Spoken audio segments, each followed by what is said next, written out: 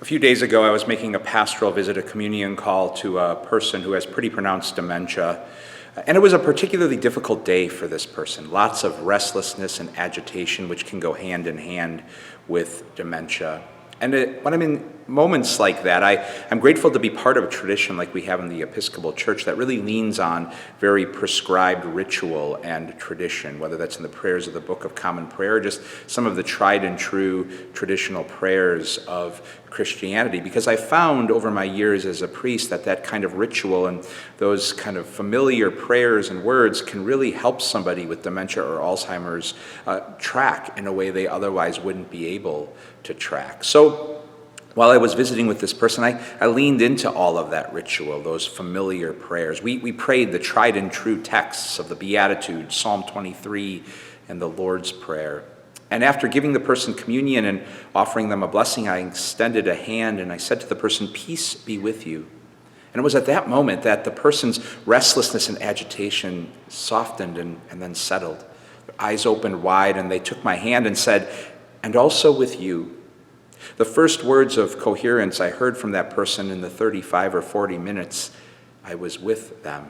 And then the person closed their eyes and just kind of rested in the gift of some of this peace that they were able to find. That wasn't just able to surface, but actually outlast some of that restlessness and agitation they were just experiencing. And I found myself leaving also grounded in that same gift of peace. A gift that was one of Jesus' last and lasting gifts to us. I think of verse 27 in chapter 14 of John's Gospel, where Jesus was gathered at that Last Supper with those whom he loved to the end, and he turned to them and said, "My peace I leave with you, my peace I give to you." And he was offering that gift in the midst of a very tumultuous experience of life. I suspect Jesus and even those around the table with him knew that there was some darkness likely waiting on the other side of that supper. And yet in the midst of it, Jesus worked to draw their attention to this deeper gift of peace that wouldn't just surface, but find a way to outlast all of that darkness. And within that is a holy invitation for you and for me to pause and pray today. Maybe reflecting on times when we felt all sorts of restlessness and stirring and agitation, and yet we're able to discover this sacred gift of some holy peace, not just surfacing, but outlasting some of that restlessness, even if just for a while.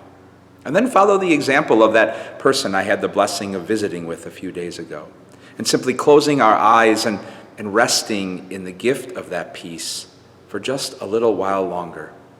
Grateful that it's a gift that has been left to us and that it is a gift that truly lasts. God's peace and blessings to you all.